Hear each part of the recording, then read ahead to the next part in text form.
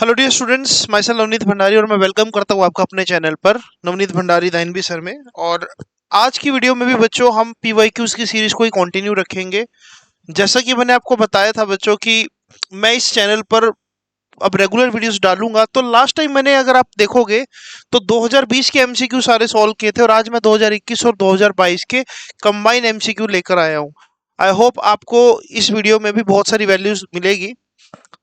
तो शुरू करते हैं इस वीडियो को। इसमें कुछ अच्छे अच्छे एमसीक्यूज है बच्चों। ना सिर्फ मैं आपको एमसीक्यू का सोल्यूशन दूंगा, बल्कि मैं आपको एक डिटेल कंसेप्ट से भी लिंक करता रहूंगा ताकि आपको कभी भी कोई दिक्कत ना आए फर्दर, अगर ऐसा कोई और क्वेश्चन भी आपको मिलता है। ठीक है बच्चों, तो सबसे पहला क्वेश्चन हमारे पास क्या है।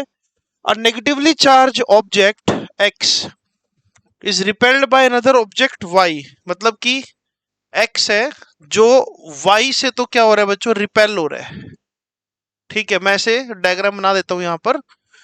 Okay, however an object Z is there, लेकिन यहाँ पर एक जेड ऑब्जेक्ट है जो वाई से क्या हो रहा है, अट्रैक्ट हो रहा है। अच्छा, बड़ा इंटरेस्टिंग काम हो गया ये तो। मतलब एक्स रिपेल कर रहा है इसको, लेकिन जेड क्या कर रहा है, अट्रैक्ट कर रहा है। Okay, so which of the following is the most possible case for Z. Z क्या हो सकता है, देखो मैं आपको एक चीज बताता हूँ। एक्स वाई को क्या कर रहा है बच्चों, रिपेल कर रहा है।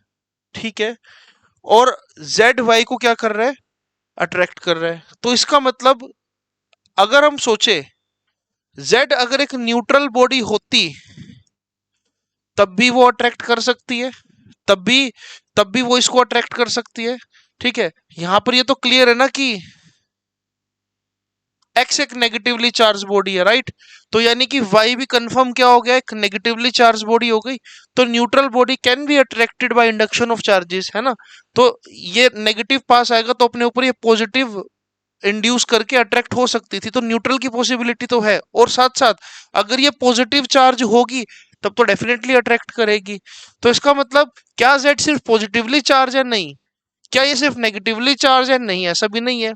न्यूट्रल भी हो सकती है और पॉजिटिवली चार्ज भी हो सकती है। न्यूट्रल और नेगेटिवली चार्ज नहीं हो सकती। आई होप आपको ये आंसर बहुत क्लियर हो गया होगा बच्चों। अगले क्वेश्चन की तरफ चलते हैं हम। अगले क्वेश्चन में क्या बोला है कि भाई एक एक्सपेरिमेंट हुआ। ठीक है, घुमा फिरा के बात नहीं करेंगे। तो हमारे पास शुरू में तीन चार्जेस थे। मैं तीनों चार्जेस लिख देता हूं। पहले 3e, 5e and -3e, where e refers to that charge on one electron. Okay, तीनों से फिर कॉन्टेक्ट में आए simultaneously for the moment and then they got separated. Which of the following are the possible values of final charges. Okay, चलो मुझे इतना पता है कि क्वांटाइजेशन ऑफ चार्ज हमें ये बताता है कि charge can be transferred but in the form of plus minus n e. But ये एन जो है बच्चों, एक न्यूट्रल एन जो है, सॉरी, नेचुरल या होल नंबर होना चाहिए। होल नंबर ज्यादा सुटेबल वर्ड है, integral multiple of whole number. ये एन कभी फ्रैक्शन में नहीं हो सकता। This n can not be in fraction. So क्या पॉसिबिलिटी हो सकती है, चलो जो ये आधे आधे वाली पॉसिबिलिटी है उस पर तो कटा मार देते हैं, क्योंकि 3.5 ही नहीं हो सकता, एक होल नंबर चाहिए। तो चार्ज हमेशा ना किसी भी प्रोसेस में बच्चों कंजर्व रहता है, ये आपको मैंने कई बार पहले भी बताया। पहले टोटल चार्ज कितना था बच्चों, पहले टोटल चार्ज था +5e, है ना। अब हम ये देखेंगे कि इनमें से कौन सा ऐसा वैल्यू है जिनको जोड़ूंगा और 5e बन जाए। जैसे कि पहले वाले को अगर मैं जोड़ता हूं तो 10 -4 यानी कि 6e बन रहा है, तो गलत हो गया। 6 और 6 12 -7 यहां पर बन रहा है, देखो 5e। और हमारा पहले भी चार्ज का सम कितना था, 5e। सो यही सही आंसर है बच्चों, क्योंकि आखिरी वाले में भी 7 और 5 12 और 12 और 8 में सब्ट्रैक्ट कर दो तो 4 बचता, तो यानी कि ये भी गलत हो गया। So there are basically two topics which are we are using here. एक तो कंजर्वेशन ऑफ चार्ज और एक क्वांटाइजेशन ऑफ चार्ज। ठीक है बच्चों, तो आगे चलते हैं। तो मतलब बेसिक टॉपिक में से भी सीबीएसई क्वेश्चन पूछती है, ऐसा नहीं कि नहीं पूछती। An object has a charge of 1 coulomb and it gain 5 into 10 raised to power 18 electrons. Okay, पहले ही उसके पास 1 कूलम चार्ज था बच्चों, और उसके बाद उसने और इतना इलेक्ट्रॉन्स को गेन कर लिया, तो नेट चार्ज क्या होगा। चलो मेरे ख्याल से तो, अगर पहले उसके पास +1 कूलम चार्ज था बच्चों, राइट, तो उसके बाद उसने जब कुछ इलेक्ट्रॉन्स को एक्सेप्ट किया होगा तो कितना कितने इलेक्ट्रॉन्स को एक्सेप्ट करा उसने, उसने इतने इलेक्ट्रॉन्स को एक्सेप्ट करा, मतलब उसके पास कितना चार्ज और एड ऑन हो गया, एन ई, जहां पर एन का मतलब क्या है बच्चों, 5 × 10⁻18, और ई का मतलब क्या है, 1.6 × 10⁻⁻19। अगर मैं मल्टीप्लाई भी करता हूं तो ये बन जाएगा 8 × 10⁻⁻1, यानी कि 0.8, जो कि नेगेटिव नेचर का चार्ज है, राइट। इससे ये पता लगता है बच्चों कि पहले चार्ज था 1 कूलम, लेकिन इसके अंदर कितना चार्ज जाकर ऐड हो जाएगा, -0.8, यानी कि जो न्यू चार्ज होना चाहिए बच्चों वो कितना होना चाहिए बॉडी पर, अब सिर्फ 0.2 कूलम, क्योंकि पहले था 1 कूलम, लेकिन इतने इलेक्ट्रॉन्स आ जाने से नेगेटिव चार्ज बॉडी पर आ गए, जिससे हमारे पास जो पॉजिटिव चार्ज की वैल्यू बची बच्चों ये बची। तो इसका सही आंसर जो होना चाहिए वो होना चाहिए ऑप्शन नंबर डी। तो अगेन अ गुड क्वेश्चन, आगे चलते हैं। इसके बाद बच्चों किरचॉफ भैया का एक सवाल आ गया हमारे पास, और किरचॉफ ला एक ऐसा टॉपिक है बच्चों जिसको आप कभी भी इग्नोर नहीं करना चाहोगे, क्योंकि किरचॉफ पर एक न्यूमेरिकल आने के पूरे पूरे चांस है। ओके, तो देखते हैं क्वेश्चन को। Kirchhoff first rule that is summation of I equals to 0, सही बात, and second rule summation of I R that is sum of EMF is also 0, ठीक है। किस पर बेस्ड है, ये तो कई बार आपको शायद पहले मैंने तो खैर नहीं बताया होगा, क्योंकि आप मेरे यूट्यूब चैनल से नहीं जुड़े हुए थे शायद पहले, बट हाँ, अगर जो बच्चे मुझसे ऑफलाइन पढ़ते हैं उनको ये बात पता होगी, और शायद आपको भी पता होगी अगर आप कहीं भी कोचिंग जाते हो। बच्चों जब हम फर्स्ट रूल की बात करते हैं ना, तो first rule is all about कि किसी भी जंक्शन पर मान लो एक I1 करंट आ रहा है और ये I2 करंट आ रहा है, तो जंक्शन पर जैसे ये दोनों करंट आएंगे, तो जो तीसरी हमारी वायर है यहाँ पर जो नेट करंट होना चाहिए वो हमेशा क्या होना चाहिए, I1 + I2। बिल्कुल सिंपल सी बात है यार, अगर यहाँ पर 2 एम्पियर करंट है और यहाँ पर 4 एम्पियर करंट है, तो इस करंट को हर हालत में कितना होना पड़ेगा बच्चों, 6 एम्पियर। यानी कि जंक्शन पर ना कभी भी करंट ठहर नहीं सकता, इसलिए जंक्शन पर करंट का वैल्यू क्या रहेगा, 0 रहेगा, क्योंकि जितना चार्ज आएगा उतना ही चार्ज चला जाएगा, जितना चार्ज आएगा उतना ही चार्ज चला जाएगा। तो यहाँ पर सारा खेल किस चीज का है बच्चों, कंजर्वेशन ऑफ चार्ज। चार्ज हमेशा कंजर्व रहेगा, तो इसलिए हम यहाँ पर लगाएंगे कि भाई जो फर्स्ट लॉ है that is summation of I, it is based on conservation of charge. ये रहा ऑप्शन, देखो है ना। अच्छा, यहाँ पर भी कंजर्वेशन ऑफ चार्ज है, ठीक है। लेकिन सेकेंड रूल की अगर मैं बात करूं, इन अ लूप बच्चों, लूप के अंदर एक्चुअल में आप ये देखो कि जब चार्ज मूव कर रहा है और वो वापस से वहीं पर आ रहा है उसी जगह पर, लूप का मतलब है क्लोज पाथ, और किसी भी क्लोज पाथ में अब इस पर जो वर्क डन कर रहा है basically conservative force work done कर रहा है, electric force basically conservative force. तो कोई भी कंजर्वेटिव फोर्स जब वर्क डन करे और क्लोज पाथ की बात हो जाए, तो आपको पता होगा उस केस में summation of work done is also 0, मतलब कि एक्चुअल में एनर्जी जो है वो लॉस्ट नहीं हुई, हम ये बोलेंगे कि जो एनर्जी है वो कंजर्व रही। कंजर्वेशन ऑफ एनर्जी की बात होगी, क्योंकि वर्क डन का सम 0 होने का मतलब, या work done by conservative force 0 होने का मतलब, कहीं ना कहीं उसको हम किससे कनेक्ट कर रहे हैं कि जो एनर्जी है वो एक्चुअल में कंजर्व हो गई, सारी की सारी जो केमिकल एनर्जी थी उससे क्या बनी होगी, मैकेनिकल, काइनेटिक, और वापस वो किस में कन्वर्ट होगी, इलेक्ट्रिकल में, या फिर हो सकता है हीट एनर्जी में, और वापस से फिर चार्ज को दोबारा से केमिकल एनर्जी मिली, केमिकल एनर्जी से सॉरी चार्ज को काइनेटिक एनर्जी मिली, राइट।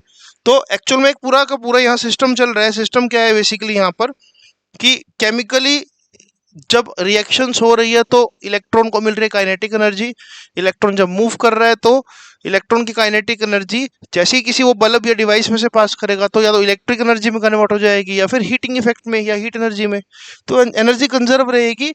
और क्लोज पाथ में कंजर्वेटिव फोर्स 0 वर्क डन करता है, तो इतना ज़्यादा घुमाने की जरूरत नहीं थी इसको, तो हम सीधा सीधा क्या आंसर मार्क कर देंगे यहाँ पर, conservation of charge and conservation of energy, work done by conservative force is always 0 in the close path.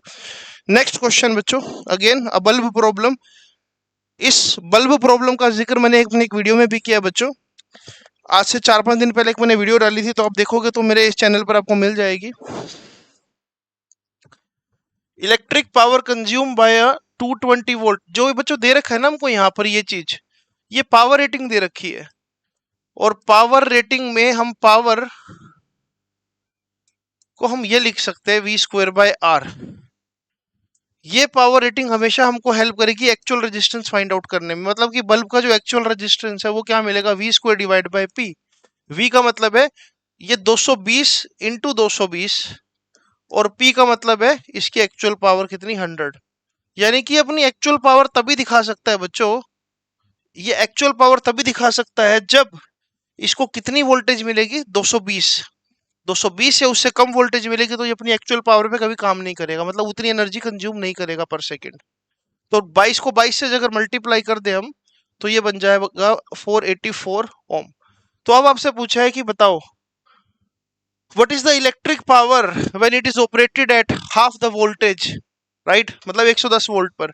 तो फिर पावर के लिए आप क्या करोगे, वी स्क्वेयर बाय आर। अब आपको एक्चुअल रेजिस्टेंस पता है जो कि कितना है 484, और वी स्क्वेयर मतलब 110 इंटू 110, राइट। अब इसको अगर आप सोल्व करना चाहो तो आप कर सकते हो, जैसे कि अगर हम 110 को 110 से मल्टीप्लाई करेंगे तो आई होप सो ये होना चाहिए 121 और साथ में 2 जीरो, डिवाइड बाय 484। अब इसको आप डिवाइड कर लो।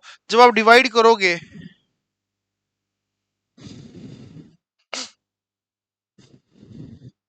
तो डिवाइड करके बच्चों आपको क्या मिलेगा,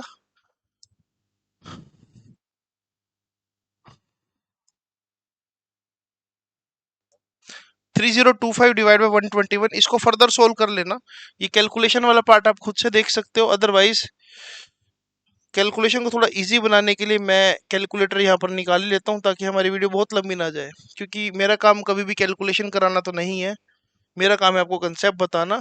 तो कंसेप्ट के लिए हम कैलकुलेटर की थोड़ी सी हेल्प ले लेते हैं, ज़्यादा नहीं बट थोड़ी सी हेल्प। जैसे कि हमारे पास कैलकुलेशन में क्या था, एक 12100 and we have to divide it with 484।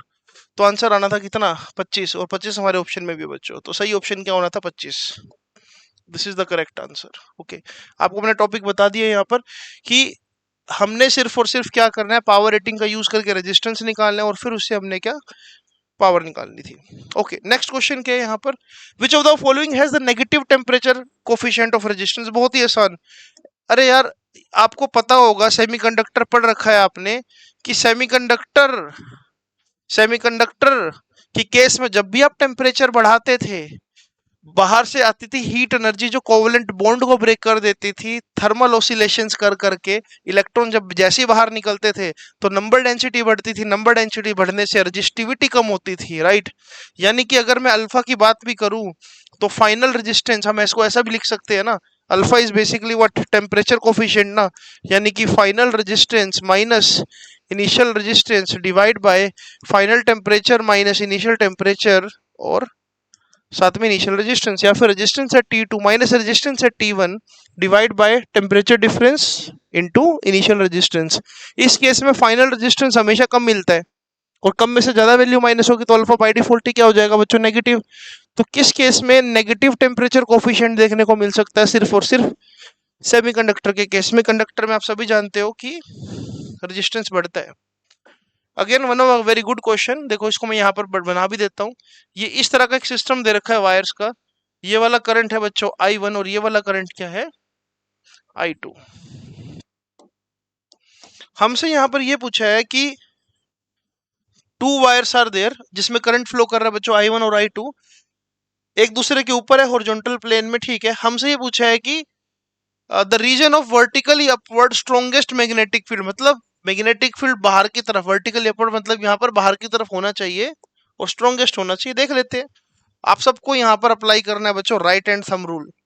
अगर मैं वायर 1 पर right hand thumb rule apply करता हूँ, see my thumb should be in the direction of current, तो यानी कि वायर 1 के लिए मैग्नेटिक फील्ड इस रीजन में आउटवर्ड है, इवन तक इस रीजन में भी आउटवर्ड होगा। तो मैं एक काम करता हूँ, मैं लिख देता हूँ कि B1 यहाँ पर कैसा है, आउटवर्ड। यहाँ पर भी B1 जो है वो कैसा है बच्चों, आउटवर्ड। तो यहाँ पर B1 कैसा होगा, इनवर्ड। तो यहाँ पर भी B1 कैसा होगा बच्चों, इनवर्ड होगा। और अगर इस वायर की बात करें, इस पर राइट हैंड थंब रूल लगाता हूं मैं, तो यहाँ पर देखो मेरी फिंगर्स अंदर की तरफ जा रही है ना, इस साइड फिंगर्स अंदर की तरफ जा रही है, यानी कि यहाँ पर B2 कैसा होगा, इनवर्ड। यहाँ पर भी B2 बच्चों कैसा होगा, इनवर्ड। तो डेफिनेटली यहाँ पर B2 कैसा होना था, आउटवर्ड। सी, यहाँ अंदर की तरफ है तो यहाँ बाहर की तरफ, तो यहाँ पर क्या हो गया, आउटवर्ड। और यहाँ पर भी B2 कैसा हो गया, आउटवर्ड। देखो यार, इन आउटवर्ड और इनवर्ड, यानी कि यहाँ पर नेट मैग्नेटिक फील्ड क्या मिलना था, B1 माइनस B2। यहाँ पर नेट मैग्नेटिक फील्ड क्या मिलेगा, B1 plus B2, but overall magnetic field will be inward. यहाँ पर मैग्नेटिक फील्ड फिर से क्या मिलेगा, B1 माइनस B2, राइट। और यहाँ पर मैग्नेटिक फील्ड मिलेगा B1 प्लस B2, क्योंकि दोनों ही मैग्नेटिक फील्ड आउटवर्ड है। और यहाँ पर मुझे यही पूछा गया है ना कि स्ट्रॉन्गेस्ट मैग्नेटिक फील्ड और अपवर्ड हो, तो ये रीजन कौन सा है, इस डायग्राम के अकॉर्डिंग बच्चों ये रीजन है 2, तो यानी कि सही ऑप्शन क्या होगा, बी। कुछ भी नहीं है, बस राइट हैंड थंब रूल को सही से लगाना था आपने। अगले क्वेश्चन की तरफ अगर हम चले बच्चों, अगला question is again from this magnetic effect of current. इसमें क्या पूछा है हमसे, देखो, there are two parallel conductors current carrying which has 10 ampere and 4 ampere. Okay, ठीक है। एक में करंट फ्लो कर रहा है बच्चों 4 एम्पियर और एक में करंट फ्लो कर रहा है 10 एम्पियर, ठीक है। इनके बीच की जो सेपरेशन है वो दे रखी है हमको 2.5 सेंटीमीटर। Fine, no issue. आपको बताना है फोर्स पर यूनिट लेंथ। चलो देख लेते हैं, कोई दिक्कत नहीं है इसमें। तो आपको पता होना चाहिए बच्चों, force between two parallel conductors का फॉर्मूला होता है mu naught I1 I2 divide by 2 pi R multiply with L. But यहाँ तो पूछा क्या है, फोर्स पर यूनिट लेंथ, यानी कि F बाय एल हमसे पूछा है। म्यू नॉट का मतलब क्या होता है, 4 पाई इंटू 10⁻⁻⁷। I1 I2 कितना है बच्चों, 4 और 10, तो यानी कि मैं कंबाइनली इसको 40 लिख देता हूँ, राइट। लेंथ तो चलो हमने वहां पर यूज कर लिया 2 पाई, और आर की जगह बच्चों, आर की जगह हमने क्या लिखना है, 2.5। ओके, तो मैं यहां लिख देता हूं 2.5 इंटू 10⁻⁻2। अगर इसको हम सोल्व करें, 2 पाई से बच्चों 4 पाई 2 पर कैंसिल हो गया यहाँ पर। ओके, तो ऊपर बन जाएगा 80, ये -2 जब ऊपर जाएगा तो प्लस बन जाएगा, तो 80 इंटू 10⁻⁻5, और डिवाइड में बच्चों है 25, और इसका भी 10⁻1 ऊपर चला जाएगा। अगर इसको थोड़ा सा और डेप्थ में लेकर जाऊं तो 5 1 जा 5, 5 6 जा 30, 16/5। 16/5 का मतलब कहीं ना कहीं क्या आएगा, 3.2, और 3.2 का एक ही ऑप्शन मेरे पास है बच्चों, जो कि ऑप्शन डी। ओके, तो इस तरह से मैं इसका आंसर कर सकता हूँ। कैलकुलेशन को ऐसा नहीं है कि आपने बिल्कुल ही आंसर निकालना है, ये देख लो ना आंसर की सबसे नजदीक वैल्यू कौन सी है। अगर 3.2 आ रहा है तो कोई भी आसपास नहीं है, तो 3.2 इज करेक्ट आंसर, न्यूटन पर मीटर। अगला सवाल, ammeter is to be used in place of voltmeter, then we must connect it with okay, आपको सबको पता है बच्चों कि गैल्वेनोमीटर से अगर आप एमीटर बनाते हो तो आप शंट यूज करते हो या प्रोसेस यूज करते हो शंटिंग। एक्चुअल में आप हमेशा चाहोगे कि गैल्वेनोमीटर उतना ही करंट ले जितनी उसकी औकात है, यानी कि जितनी उसकी फुल स्केल डिफ्लेक्शन है, और मैक्सिमम करंट इस शंट में से पास कर जाए, जिसको हम रेंज भी बोलते हैं बेसिकली। तो एक सिंपल सी प्रोसेस है यार, अगर आपको एज ए एमीटर यूज करना है तो आप पैरेलल में एक लो रेजिस्टेंस कनेक्ट करोगे, क्योंकि आपने ओवरऑल रेजिस्टेंस को क्या रखना है, बिल्कुल कम। आप सबको ये बात पता होनी चाहिए कि एक आइडियल एमीटर का जो रेजिस्टेंस का वैल्यू होता है वो हमेशा क्या होता है बच्चों, 0। इस एमीटर वोल्ट मीटर वाले कंसेप्ट में तो एक बिल्कुल डेप्थ में वीडियो बनाऊंगा, सारे टॉपिक आपके क्लियर हो जाएंगे उसमें, राइट। चलो, एक अच्छा क्वेश्चन है ये भी मैग्नेटिक इफेक्ट से बच्चों। यहाँ पर ये बोला है कि एक करंट कैरिंग लूप अगर है हमारे पास, उसके सेंटर में जो मैग्नेटिक फील्ड है वो दे रखा है। वैसे होता क्या, मैं लिख देता हूँ mu naught I bye 2R होता है, ठीक है, जो कि किसके बराबर दे रखा है बच्चों, B1 के।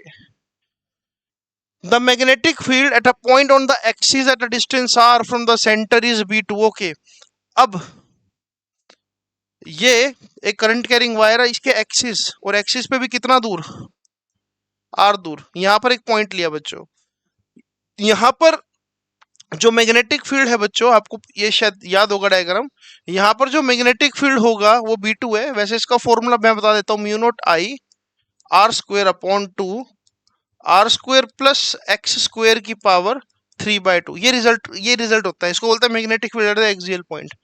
अब यहाँ पर जो हमारा X है वो भी कितना है, R है, राइट। तो अगर इसको हम ओपन करते हैं, ये बन जाएगा म्यू नॉट I R², इसकी जगह भी R² आएगा ना बच्चों, तो R² प्लस R², ये हो जाएगा 2R², है ना। अंदर हो जाएगा R² प्लस R², यानी कि 2R², और बाहर पावर क्या है, 3/2, और एक 2 बाहर है। ओके, तो अगर मैं इसको सॉल्व करता हूं तो देखो यहां पर ध्यान से, तो ये बनेगा mu naught I R square two R square की पावर 3/2। देखो ध्यान से, 2r² की पावर 3/2, यानी कि 2, और यहां पर है 2 की पावर 3/2, लेकिन आर स्क्वेयर की पावर अगर 3/2 लिखूंगा बच्चों, तो आर स्क्वेयर की पावर 3/2 लिखते ये सिर्फ क्या रह जाएगा, r³। ओके, अब इसको थोड़ा और प्रैक्टिकली देखूं तो आर स्क्वेयर से ये खत्म हो रहा है, तो b2 किसके बराबर बच रहा है, b2 बच रहा है म्यू नॉट आई 2 की पावर 3/2 को क्या लिख सकते हैं 2, और यहां पर 2 की पावर एक और 1/2, और देखो बाहर एक और 2 भी मौजूद है, राइट। यानी कि एक्चुअल में ये क्या है 4√2, यानी कि 4√2 आर ऐसा लिख सकता हूं मैं। Okay, just a calculation only. Okay, तो B2 ये है मेरे पास और B1 ये है। अब मुझसे पूछा B1/B2, अगर मैं दोनों को डिवाइड कर दूं बच्चों, B1 यानी कि mu naught I/2R, and it should be divided with again mu naught I upon 4√2R, तो ये एक्चुअल में ऐसा लिखा जाना चाहिए, ये एक्चुअल में ऐसा लिखा जाना चाहिए, देखिए जरा,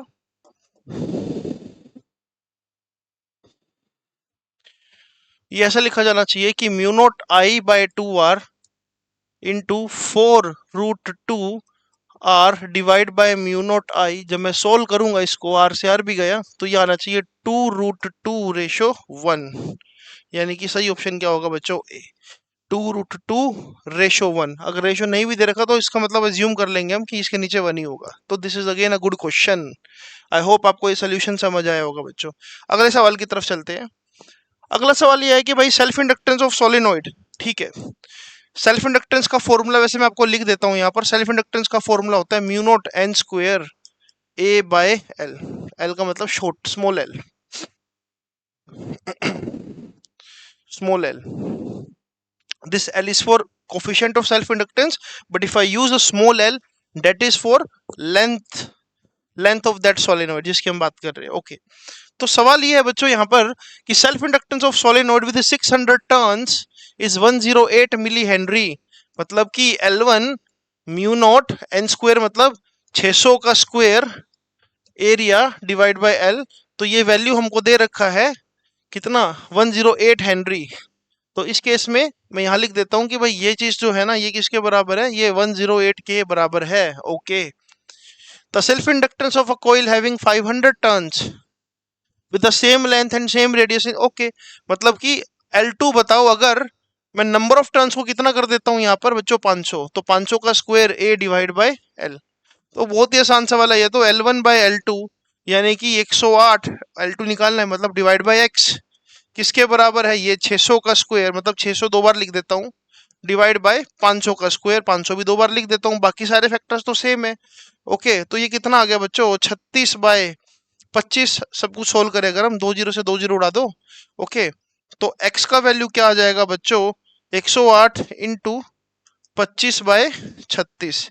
इसको सोल्व कर लो। अगर सोल्व करते इसको तो 18, या तो 2 1 जा 2, 2 8 जा 16, यहाँ पर क्या आएगा 54, 18 3 जा 54, यानी कि 75 इसका आंसर हो जाएगा। कैलकुलेशन बेस्ड क्वेश्चन, बट है आसान बिल्कुल आपके सामने। बस आपको बस ये फॉर्मूला अप्लाई करना था बच्चों, और फॉर्मूला अप्लाई करते ही आंसर आ जा रहा था। ओके, चलते हैं नेक्स्ट सवाल की तरफ। तो नेक्स्ट क्वेश्चन जो है हमारा बच्चों, इन बिटवीन एक फोन भी आ गया, पर चलो, फोन से ज्यादा जरूरी है आप लोगों की पढ़ाई।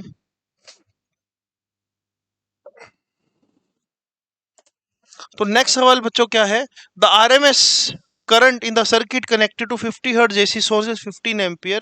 The value of current, the value of current in the circuit after the instant the current is 0 is।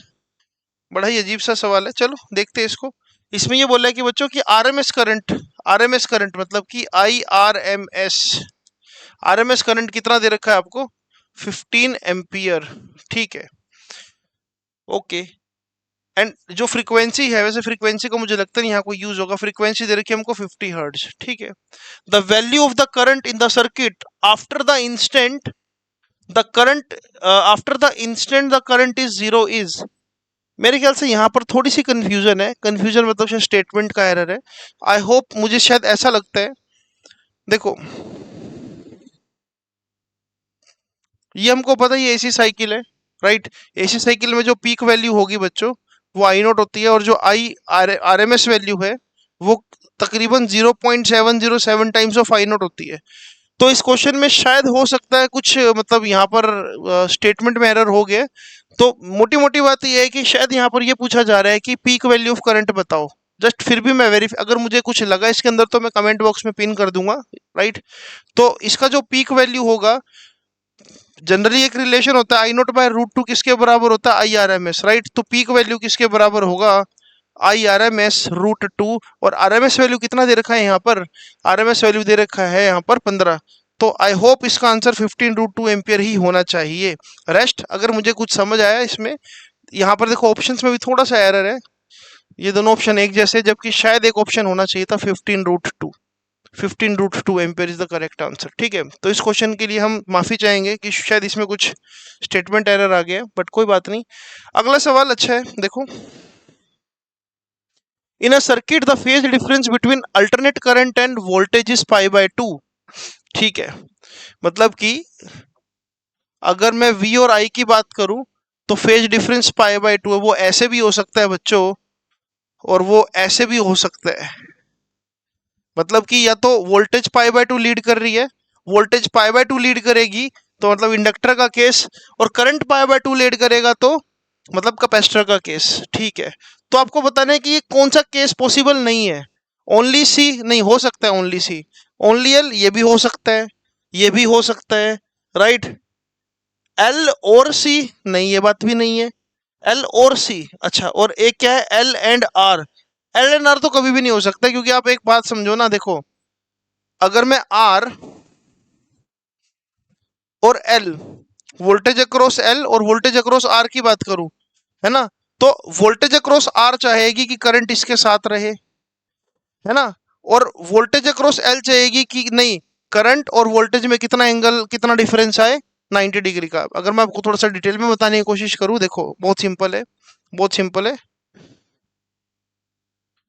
अगर मैं यहां पर बनाता हूं V, ओके, तो ये हमेशा चाहेगी कि वोल्टेज अक्रॉस रजिस्टर की करंट सेम फेज में रहे, तो ये बना दिया मैंने I, राइट। लेकिन लेकिन इंडक्टर वोल्टेज हमेशा करंट के साथ कितना दूर रहना चाहेगी, π/2। So this is voltage across inductor.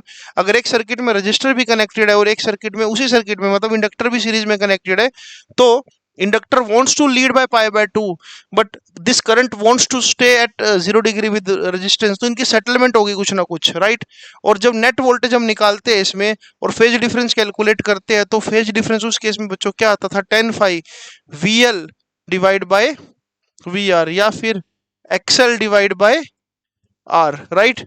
तो यानी कि इसका सही आंसर क्या होना चाहिए, ये, क्योंकि इस केस में 90 डिग्री कभी भी नहीं होगा, 90 डिग्री से हमेशा कम होगा। अगर दोनों बराबर भी हो गए तब भी 45 डिग्री होगा, राइट। तो अगर π/2 फेज डिफरेंस है तो वो L एंड R नहीं होगा, L और C, L भी हो सकता है C भी हो सकता है, उसमें कोई दो राय नहीं है। अगले क्वेश्चन की तरफ चलते हैं बच्चों। नेक्स्ट क्वेश्चन इज, अगर किसी भी पॉइंट पर बच्चों पोटेंशियल का वैल्यू हमको दे रखा है 3x², ओके, और आपसे पूछा है कि बताओ इलेक्ट्रिक फील्ड का वैल्यू, किस पॉइंट पर पूछा है, 1,0,2 पर, ठीक है। तो हमको पता है बच्चों की इलेक्ट्रिक फील्ड क्या होता है, बेसिकली -dV/dx, अगर एक्स एक्सिस की बात हो रही है, वरना मैं पार्शियल डिफरेंशिएशन यूज करता, curl curl V by curl x, curl V by curl y, curl V by curl z, right. But यहाँ पर क्योंकि एक्स एक्सिस में काम चल जाएगा मेरा, इसलिए मैं लिख सकता हूँ ऐसे। अदरवाइज एग्जैक्टली अगर मैं लिखना चाहता हूँ तो I will write like this कि E किसके बराबर होगा, minus curl V by curl R, और यहाँ पर मैं लिख सकता हूँ x, y, z, ठीक है। बट इतना डेप्थ में जाने की जरूरत नहीं पड़ेगी यहाँ पर, तो मुझे सिंपली क्या कर देना चाहिए, E equals to -dV/dx, okay. तो -dV/dx, 3x² का डिफरेंशिएशन क्या होगा बच्चों, 6x, राइट। यानी कि माइनस का 6x आ गया सॉल्व करके, और x का वैल्यू कितना पुट करना है यहाँ पर, 1, ओके। तो electric field will be -6 volt पर मीटर, और इसको मैं ऐसा भी बोल सकता हूँ कि 6 वोल्ट पर मीटर इन नेगेटिव एक्स एक्सिस। तो सही ऑप्शन क्या होगा, ए। नेक्स्ट सवाल बच्चों, ओके, ये भी अच्छा सवाल है यार, बहुत ही फेमस क्वेश्चन हुआ करता था अपने टाइम में। इनमें से कौन सा डायग्राम सही से रिप्रेजेंट कर रहा है कि अगर किसी कंडक्टर को एक चार्ज प्लेट के बीच में, दो चार्ज प्लेट के बीच में प्लेस कर दे, तो देखो आपको ये बात पता होगी कि किसी भी कंडक्टर के लिए फील्ड लाइंस 90 डिग्री पर ही एंटर होती है और 90 डिग्री पर ही बाहर निकलती है। There should not be any other angle. Conductor में हमेशा इलेक्ट्रिक फील्ड लाइंस 90 डिग्री पर ही एंटर होनी चाहिए और 90 डिग्री पर ही बाहर निकलनी चाहिए। तो यहाँ पर देखो जरा इस केस में क्या हो रहा है, ये इस वाले केस को देखो जरा ध्यान से। यहाँ पर नेगेटिव चार्ज है, ओके, ऊपर पॉजिटिव चार्ज है, ये फील्ड लाइंस तो बना रखी है, बट यहाँ पर ऐसा क्यों नहीं हो रहा है कि ये पॉजिटिव चार्ज से फील्ड लाइंस यहाँ पर ऐसे एंटर हुई 90 डिग्री पर। तो ये डाउटफुल है, गलत है, ये गलत है, ऐसा नहीं होगा क्योंकि फील्ड लाइंस तो ऐसे होनी चाहिए पॉजिटिव से नेगेटिव की तरफ। ये वाला भी गलत है यहाँ पर। तो इसका मतलब ये हुआ कि कंडक्टर पे कोई पोलराइजेशन ही नहीं हुआ, कंडक्टर में कोई चार्ज इंड्यूस नहीं हुआ, तो कंडक्टर के पास तो इंडक्शन प्रॉपर्टी है। तो यहाँ पर कुछ भी ऐसा इंडक्शन जैसा नहीं दिखा रखा, बट हाँ यहाँ पर थोड़ा सा मीनिंगफुल लग रहा है। देखो ध्यान से देखो, अगर इस डायग्राम को मैं थोड़ा सा जूम करूं, इस डायग्राम को जूम करने पर आपको एक चीज समझ आएगी बच्चों। देखो इस डायग्राम को जूम करके आपको ये साफ पता लग रहा है, देखो 90 डिग्री वाला पूरा सिमेट्री बन रहा है और पॉजिटिव से फील्ड लाइंस ऐसे 90 डिग्री में एंटर हुई और वापस 90 डिग्री से ऐसे बाहर निकल गई, राइट। तो this diagram is a perfect diagram और हमारा आंसर भी क्या होगा बच्चों, डी। अगले सवाल पर चलते हैं। ओके, हमारे पास एक कैपेसिटर है बच्चों, ये कैपेसिटर से क्वेश्चन आ रखा है, जिसको 200 वोल्ट की बैटरी से कनेक्ट करा, मतलब वोल्टेज कितनी हो गई, 200 volt. If this capacitance if this capacitance change from 2 microfarad to x microfarad, मतलब पहले कैपेसिटेंस कितना था, 2 माइक्रोफेराड, लेकिन बाद में कैपेसिटेंस कितना हो गया बच्चों, x माइक्रोफेराड। एनर्जी डिक्रीज कितना आ गया, मतलब डेल्टा ई कितना दे दिया हमको, 2 इंटू 10⁻⁻² जूल। आपसे पूछ लिया x का वैल्यू, ये कोई बड़ी बात थोड़ी हुई। देखो पहले एनर्जी मान लेते हैं कि कितनी थी, हाफ C1V², और बाद में एनर्जी बच्चों कितनी है, हाफ C2V²। अगर मैं डिक्रीज इन एनर्जी की बात कर रहा हूं तो I am basically looking for UF minus you initial. पहले बाद वाली एनर्जी ज्यादा है, नहीं, हम बात करें डिक्रीज की, तो मुझे इसको ऐसा लिखना चाहिए, डिक्रीज का मतलब कि पहले एनर्जी ज्यादा थी। तो अगर पहले एनर्जी ज्यादा थी ना, तो मुझे इस फॉर्मूले को बच्चों ऐसा लिखना चाहिए, you initial minus you final, initial minus final, क्योंकि पहले एनर्जी ज्यादा थी, बाद में एनर्जी कम हो गई। किसके बराबर, half C1V² minus half C2V²। Okay, अब ये तो डिफरेंस मुझे दे ही रखा है क्वेश्चन में, ये कितना डिफरेंस है, 2/100 लिख देता हूँ, है ना, शायद कैलकुलेशन करने में आसानी हो जाए। हाफ V² कॉमन ले लेता हूँ, अंदर छोड़ देता हूँ C1 माइनस C2। अब V² को ओपन करो यार, वोल्टेज कितनी दे रखी है यहाँ पर, इस क्वेश्चन में जो वोल्टेज दे रखी है बच्चों 200 वोल्ट दे रखी है। ओके, तो देखो शायद ये सोल्व करना आसान हो जाए हमारे लिए। अब देखो 2/100 इक्वल्स टू 1/2, वोल्टेज 200 दे रखी है, तो यानी कि 200 गुना 200, ओके, C1 माइनस C2। तो जब मैं इसको फर्दर सोल्व करूंगा तो ये आ रहा है अप्रोक्सीमेटली 2 इंटू, या फिर ऐसा करते हैं ना, ये 2 से ये भी उड़ा दो, राइट। अब देखो, अब थोड़ा सा मीनिंगफुल लग रहा है। देखो यहाँ पर कितनी जीरो है, यहाँ पर है 4 जीरो, और यहाँ पर क्या है 2 जीरो, मतलब अगर मैं इसको यहाँ ले आता हूँ तो ये हो जाएगा 1/10⁻⁶, यानी कि आ जाएगा 1 इंटू 10⁻⁻6, और सामने की तरफ क्या है C1 माइनस C2। पहले कैपेसिटेंस कितना दे रखा है, पहले कैपेसिटेंस दे रखा है बच्चों 2 माइक्रोफेराड। तो अगर C2 को, अगर यहां पर से हम देखो जरा, अगर C2 को मैं इधर ले आऊं तो C2 किसके बराबर आ जाएगा, C1 माइनस 1 इंटू 10⁻⁻6, और C1 खुद कितना है 2 माइक्रोफेराड, माइनस क्या हो रहा है बेसिकली 1 माइक्रोफेराड। तो आंसर क्या होना चाहिए, 1 माइक्रोफेराड। 1 माइक्रोफेराड हमारे ऑप्शन में भी होगा जरूर, यस, पहला ऑप्शन ही है। तो इस तरह से हमने बच्चों इस क्वेश्चन को करना था। ओके, नेक्स्ट आगे चलते हैं। अब 18th क्वेश्चन, ये क्वेश्चन क्या है कि भाई पोटेंशियल डिफरेंस जो दे रखा है वो 200 वोल्ट दे रखा है अक्रॉस अ कंडक्टर, रेजिस्टेंस है 100 ओम, कितने इलेक्ट्रॉन्स एक सेकंड में पास करेंगे। क्वेश्चन को ध्यान से रीड करो। आपको ये बोल दिया कि भाई कोई भी कंडक्टर है इस तरह से, राइट, जो वोल्टेज का डिफरेंस है वो है 200 वोल्ट, और इसका जो रेजिस्टेंस है बच्चों वो है 100 ओम। कितने इलेक्ट्रॉन्स पास करेंगे, कितने नंबर ऑफ इलेक्ट्रॉन्स पास करेंगे एक सेकंड में? कितनी आसान सवाल है। देखो करंट जो होता है बच्चों वो होता है वोल्टेज डिवाइड बाय आर, है ना। करंट को मैं चाहूं तो क्या लिख सकता हूं, क्या वो divide by T equals to voltage divide by R. मुझसे पूछा है कितने इलेक्ट्रॉन्स एक सेकंड में पास करेंगे, number of electrons passing per second. Okay, तो मैं इसको लिख सकता हूं N E divide by one, क्योंकि 1 सेकंड में पूछा है ना। किसके बराबर? वोल्टेज, वोल्टेज है 200 और रेजिस्टेंस कितना है बच्चों? 100, राइट। तो देखा जाए तो एन का वैल्यू कितना आ जाएगा? 2 divide by e. 2 divide by e का मतलब 1.6 इंटू 10⁻⁻19, मतलब ऊपर चला जाएगा तो होगा 10⁻19। 20 divide by 16 is approximately 1 point something. अच्छा, सभी के सभी 1 पॉइंट समथिंग में आंसर दे रखा है। तो ये जब मैं सॉल्व करूंगा तो ये 1.25 इंटू 10⁻19 होना चाहिए। यस, ये हमारा जो ऑप्शन है ए वो बिल्कुल सही होगा। बिल्कुल आसान सवाल है। ओम्स लॉ यूज करा और करंट को चार्ज बाय टाइम लिखा, चार्ज को नंबर ऑफ इलेक्ट्रॉन्स की फॉर्म में लिख दिया क्वांटाइजेशन यूज करके। अगला सवाल बहुत ही आसान, डायरेक्ट फॉर्मूला बच्चों आता होता है सीबीएसई में, ये सच है बिल्कुल। आपसे पूछा है कि एलसीआर सर्किट में इंपीडेंस क्या होता है, तो इंपीडेंस का फॉर्मूला मुझे क्या बताने की जरूरत है। इंपीडेंस का फॉर्मूला या तो हो सकता है एक्सएल माइनस एक्सी का स्क्वायर प्लस आर का स्क्वायर, या फिर हो सकता है under root X C minus X L का स्क्वायर प्लस आर का स्क्वायर, या फिर हो सकता है सिर्फ आर हो जाए। अब अगर थोड़ा सा इन डेप्थ जाकर बताऊं, अगर सर्किट अगर सर्किट इंडक्टिव होगा तो ये रिजल्ट होगा, अगर सर्किट कैपेसिटिव होगा तो ये रिजल्ट होगा, अगर रेजोनेंस कंडीशन आ जाएगी तो Z किसके बराबर हो जाएगा बच्चों? R के बराबर, या फिर पावर फैक्टर क्या हो जाएगा? यूनिटी। 20वां सवाल, 20वां सवाल भी देख लेते हैं हम, ये भी एसी से है। क्यों ना यार एक आधा सवाल तुम खुद भी कर लो। फॉर्मूला बेस्ड क्वेश्चन है बच्चों। एवरेज पावर का अपने फॉर्मूला बताना है। एवरेज पावर आप सबको पता है कि किसी भी सर्किट में क्या होती है, E R M S into I R M S, right.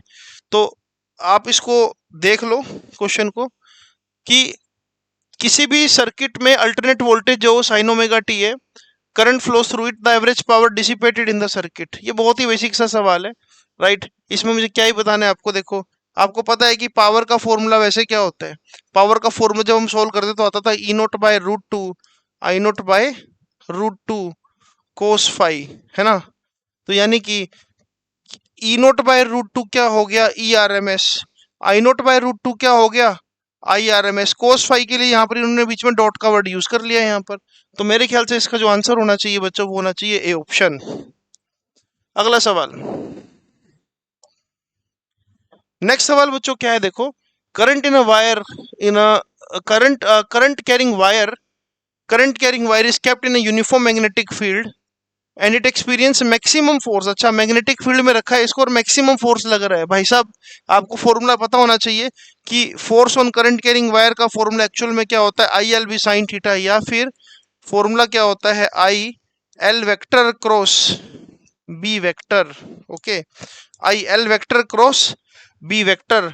तो अगर मैं इसको सोल्व करूंगा तो ये फॉर्मूला क्या बन जाएगा, I L B sine theta. और आपको पता है कि साइन थीटा मैक्सिमम कब होता है, जब साइन का वैल्यू 90 डिग्री यूज करा जाए। यानी कि जब भी कोई करंट कैरिंग कंडक्टर बच्चों मैग्नेटिक फील्ड में पड़ा होगा परपेंडिकुलरली या 90 डिग्री पर, तो उस पर लगेगा फोर्स मैक्सिमम। तो इसका सही आंसर क्या होना चाहिए बच्चों? Perpendicular to the magnetic field. बहुत ही आसान formula based question. Next, okay, पूछा क्या है कि voltage across resistor, inductor and capacitor in a series is 20 volt, 15 volt and 30 volt. Okay, capacitor लगा दिया, इंडक्टर लगा दिया और रजिस्टर भी लगा दिया जी। ओके, ये बोला है कि भाई इसके लिए वोल्टेज कितनी दे रखी है, सॉरी, रजिस्टर के लिए होनी चाहिए 20 वोल्ट, इंडक्टर के लिए होनी चाहिए 15 वोल्ट, और कैपेसिटर के लिए होनी चाहिए बच्चों 30 वोल्ट। ठीक है, रिजल्टेंट वोल्टेज क्या होगी? बहुत आसान, रिजल्टेंट वोल्टेज क्या होगी, VL minus VC, VL minus VC का स्क्वायर प्लस VR का स्क्वायर। ऐसा कर लो। वैसे यहाँ पर टेक्निकली क्या होना चाहिए, यहाँ पर टेक्निकली क्योंकि वोल्टेज ज्यादा किसके अक्रॉस है, कैपेसिटर के across, we can see that. तो VC माइनस VL का स्क्वायर प्लस VR का स्क्वायर, जैसे इंपिडेंस यूज करते हैं वैसे ही यहीं से ओरिजिनेट करते थे ना इम्पीडेंस को भी। तो वीसी माइनस वीएल देख लो, वीसी माइनस वीएल मतलब कि 30 माइनस 15 का स्क्वायर प्लस वी आर का स्क्वायर, वी आर मतलब कि 20 का स्क्वायर और इसका अंडर रूट, तो यानी कि ये तो 5 का स्क्वायर होगा, है ना, 5 का स्क्वायर हो गया ना, ये तो 5 सॉरी 15 का स्क्वायर, और ये कितना हो गया 20 का स्क्वायर यानी कि 400। 400 और 15 का स्क्वायर होता है बच्चों 225, यानी कि सोल्व करूंगा तो ये आना चाहिए अंडर रूट 625, और अंडर रूट 625 का मतलब क्या हुआ 25 वोल्ट। तो आसान सा सवाल है, आसान सा सवाल है बिल्कुल, कोई घबराने वाली बात नहीं थी इसके अंदर, फॉर्मूला यूज हो रहा है बस एसी का डायरेक्ट। ओके, तो नेक्स्ट सवाल है बच्चों, इन अ डीसी सर्किट, ये डीसी सर्किट है, डी इसका मतलब है डीसी सर्किट, थोड़ा typing error. The direction of current inside the battery and outside the battery respectively, outside the battery तो क्या होता है पॉजिटिव से नेगेटिव, आउटसाइड द बैटरी तो पॉजिटिव से negative, positive to negative terminal and negative. चलो हमको पता है कि आउटसाइड मतलब बाद वाला आउटसाइड है ना, तो बाद वाला क्या होता है पॉजिटिव टर्मिनल टू नेगेटिव, ये रहा पॉजिटिव टू नेगेटिव। और इनसाइड क्या होता है बच्चों, इनसाइड होता है नेगेटिव टू पॉजिटिव, क्योंकि आप यही तो पढ़ते हो कि भाई अगर ये बैटरी कनेक्ट कर रहे हो, है ना, ये रजिस्टर है मान लो, ये पॉजिटिव या नेगेटिव करंट यहाँ से निकला, यहाँ पर सर्किट तभी कंप्लीट होगा ना जब नेगेटिव से पॉजिटिव भी आएगा अंदर की तरफ, तो बाहर होगा पॉजिटिव से नेगेटिव और अंदर होगा नेगेटिव से पॉजिटिव, राइट। तो सही आंसर क्या होगा negative to positive and positive to negative, C option. बहुत ही सिंपल, इंटरनल रेजिस्टेंस वाले टॉपिक में आपको शायद और ज्यादा क्लियर हो जाए। तो क्या सवाल है बच्चों, देखो एक और बहुत ही अच्छा सवाल, the magnitude of electric field due to a point charge 2q at a distance r is e, K 2q bye r का मतलब क्या दे रखा है e, मतलब r स्क्वायर। इलेक्ट्रिक फील्ड का फॉर्मूला वैसे क्या होता है बच्चों, वैसे इलेक्ट्रिक फील्ड का फॉर्मूला होता है K Q by R square, but यहाँ पर चार्ज के नाम पर क्या दे रखा है 2q, और कितना डिस्टेंस है r, तो के 2q बाय आर स्क्वायर किसके बराबर है e के। फिर आपसे ये पूछा है कि अगर इसी को अगर हम uniformly thin spherical shell R radius की, इसके ऊपर इसी चार्ज को हमने फैला दिया, इसी के ऊपर हमने इस चार्ज को फैला दिया, मतलब शेल के ऊपर जो चार्ज आ गया 2q, पहले जो चार्ज बिल्कुल पॉइंट चार्ज था उसको फैला दी, किस पे फैला दिया हमने स्फेरिकल शेल पर जिसका रेडियस है r। और एक और चीज बता रहा हूं यहाँ पर, r का वैल्यू, एक स्मॉल r का वैल्यू क्या दे रखा है ग्रेटर देन r, ठीक है। तो क्या पूछा हमसे, then the magnitude of electric field uniformly charge thin spherical shell of radius r with total charge q at a distance small r greater than r। Okay okay, center small R great, ठीक है, ये distance क्या दे रखा है are they रखा है आपको, okay. लेकिन चार्ज यहाँ पर कुछ ऐसा देखो, कुछ थोड़ी सी गड़बड़ है यहाँ पर, then the magnitude of electric field uniformly charge thin spherical shell of radius R with total charge Q. अच्छा, इस पर जो चार्ज है वो क्यू है और डिस्टेंस कितना है आर स्क्वायर। तो यार, और ये जो आर है वो कैपिटल आर से ज्यादा है, यानी कि ये जो पॉइंट है बच्चों ये शेल के अंदर नहीं है, अगर अंदर होता तो जीरो हो जाता ना, अगर अंदर होता शेल के तो इलेक्ट्रिक फील्ड जीरो हो जाता। This R is greater than R, यानी कि इसमें बेसिक सा रिजल्ट क्या यूज होगा के क्यू बाई आर स्क्वायर, ठीक है। पहले इलेक्ट्रिक फील्ड कितना था 2 के क्यू बाई आर स्क्वायर, अब इलेक्ट्रिक फील्ड कितना के क्यू बाई आर स्क्वायर, यानी कि पहले वाला इलेक्ट्रिक फील्ड डबल था इस वाले के, पहले वाला इलेक्ट्रिक फील्ड डबल था इस वाले के, राइट। यानी कि हमको क्या लिखना चाहिए, हमको लिखना चाहिए कि then the magnitude of electric field to uniformly charge spherical shell at a distance okay R, ठीक है। तो यही तो कंडीशन बन रही है कि यार पहले इवन कितना था, इवन था 2 के क्यू बाय आर स्क्वायर, अभी जो ई है वो कितना आ रहा है E2 कितना आ रहा है K Q by R square. इसका मतलब रिलेशन ये हुआ कि जो E1 है वो 2 टाइम्स हुआ किसका E2 का, तो मेरे हिसाब से इसका ऑप्शन बनना चाहिए 2E बनना चाहिए, राइट, 2E बनना चाहिए इसका। तो इसका आंसर क्या होगा बच्चों 2E। नेक्स्ट सवाल 25th क्वेश्चन, इस क्वेश्चन में क्या है बच्चों, इनमें से कौन सी प्रॉपर्टी नहीं है इक्विपोटेंशियल सरफेस की, they do not cross each other, ये तो प्रॉपर्टी है, ये तो प्रॉपर्टी है, इक्विपोटेंशियल सरफेस कभी भी एक दूसरे को क्या नहीं करते, क्रॉस नहीं करते। The rate of change of potential with the distance, okay दे आसान है। किसी भी इक्विपोटेंशियल सरफेस में, जैसे कि मैं यूनिफॉर्म इलेक्ट्रिक फील्ड के लिए, ये यूनिफॉर्म इलेक्ट्रिक फील्ड है, तो इसके लिए ये क्या है, इक्विपोटेंशियल सरफेस है। This is surface 1, this is surface 2। तो आपको पता है कि अगर आप सरफेस पर मूव करते हो और मूव करते रहो तो नेट चेंज इन पोटेंशियल बच्चों क्या रहेगा, जीरो रहेगा।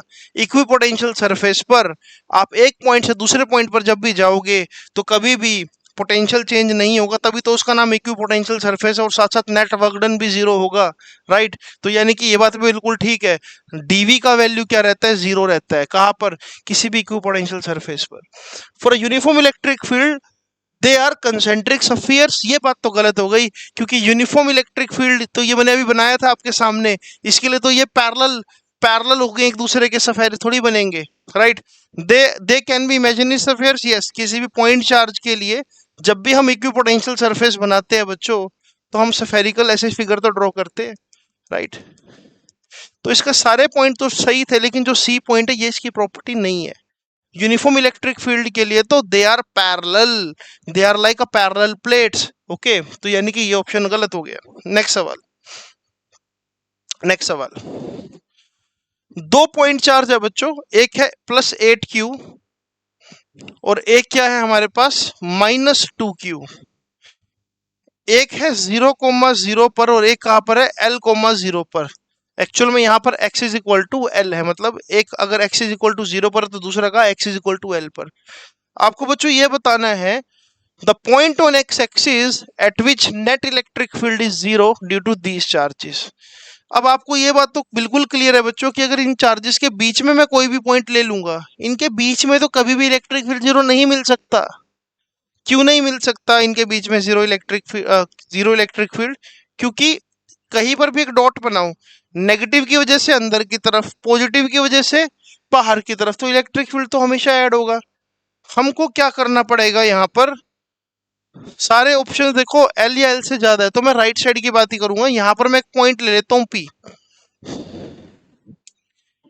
इस पी पॉइंट पर नेगेटिव की वजह से इलेक्ट्रिक फील्ड होगा बच्चों E2, पॉजिटिव की वजह से इलेक्ट्रिक फील्ड होगा बच्चों E1। दोनों में एंगल कितना होगा, 180 डिग्री। और अगर हमको बोला गया कि नेट इलेक्ट्रिक फील्ड 0 है, तो इसका मतलब E1 should be equals to E2, only in that case net electric field can be 0, okay. तो E1 का value K into 8Q by, ये डिस्टेंस हम मान लेते हैं बच्चों x। 8Q से कितना दूरी पर, ये डिस्टेंस कितना दे रखा है यहाँ पर, L। तो ये हो जाएगा K 8Q upon L plus x का स्क्वायर, और -2Q की वजह से K into 2Q upon x का स्क्वायर। तो जब मैं सोल्व करूंगा तो ये आ जाएगा बच्चों 4 में L प्लस एक्स का स्क्वायर, सामने की तरफ क्या आएगा, 1/x स्क्वायर। और जब हम सोल्व करेंगे तो x square upon L plus x का स्क्वायर किसके बराबर, 1/4 के। और इसको अगर मैं सोल्व करूं फर्दर तो x/L प्लस एक्स किसके बराबर, 1/2 के। क्रॉस मल्टीप्लाई कर दो, 2x किसके बराबर, L प्लस एक्स के। तो यहाँ पर x का वैल्यू कितना आ जाएगा बच्चों, L। यानी कि ये दूरी भी कितनी निकल गई, L। यानी कि यहां से लेकर इस पॉइंट तक की दूरी कितनी हो गई, L प्लस L, मतलब कि 2L। सही ऑप्शन क्या होगा, 2L। कई बच्चे इसको L मार्क कराएंगे, बट ध्यान रखना हमसे x एक्सिस पर डिस्टेंस पूछा है, और x एक्सिस पर ये डिस्टेंस कितना हो जाएगा बच्चों, 2L हो जाएगा, ओके। तो फर्दर आगे क्वेश्चन, अगले क्वेश्चन पर चलते हैं। अगला क्वेश्चन देखो क्या है। अगला क्वेश्चन बच्चों दे रखा है कि किसी भी इलेक्ट्रिक डाइपोल की डाइपोल मोमेंट है P, और इसको हमने यूनिफॉर्म इलेक्ट्रिक फील्ड में पैरेलल रखा है, तो कितना वर्क डन करना पड़ेगा इसको 90 डिग्री तक घुमाने में। आप सबको ये बात पता होनी चाहिए कि work done in rotating a dipole का फॉर्मूला होता है PE cos theta initial minus cos theta final, okay. और पहले अगर वो पैरेलल था तो इसका मतलब PE पैरेलल का मतलब कोस 0 डिग्री, और बाद में कब 90 डिग्री का एंगल कर दिया आपने, तो यानी कि बाद का एंगल क्या हो गया, कोस 90 डिग्री। तो work done will be PE 1 minus 0, right. यानी कि वर्क डन सिंपली क्या हो जाएगा बच्चों, PE। तो ज्यादा दिमाग लगाने की जरूरत नहीं थी इसके अंदर, बिल्कुल सिंपल आंसर PE। आगे चलते हैं बच्चों। नेक्स्ट क्वेश्चन इज, हमको 3 कैपेसिटर दे दिए, 2, 3 और 6, 2, 3 और 6 सीरीज में कनेक्ट कर दिया, बताओ इक्विवेलेंट कैपेसिटेंस। ये सीबीएसई का क्वेश्चन है और कुछ भी नहीं है। देखो सीरीज में कनेक्टेड है तो आपको पता है सीरीज में जब भी हम कैपेसिटर्स को जोड़ते हैं, 1 दे रखा, सॉरी 2 दे रखा है, 3 दे रखा और 6, तो सीरीज में जोड़ने का मतलब क्या होता है पता है ना आपको, 1/c इक्वलेंट किसके बराबर बच्चों, 1/c1 plus 1/c2 plus 1/c3, यानी कि 1/2 प्लस 1/3 प्लस 1/6, एलसीएम 6 आने वाला है, यहाँ पर 3 प्लस 2 प्लस 1, यानी कि अगर मैं 1/c इक्वलेंट की भी बात करूँ तो वो आएगा 6/6, यानी कि आंसर आएगा 1। हमारा आंसर क्या होना चाहिए बच्चों, 1 माइक्रोफेराड। बहुत ही सिंपल, कुछ भी नहीं था इसके अंदर, simple formula. Next question,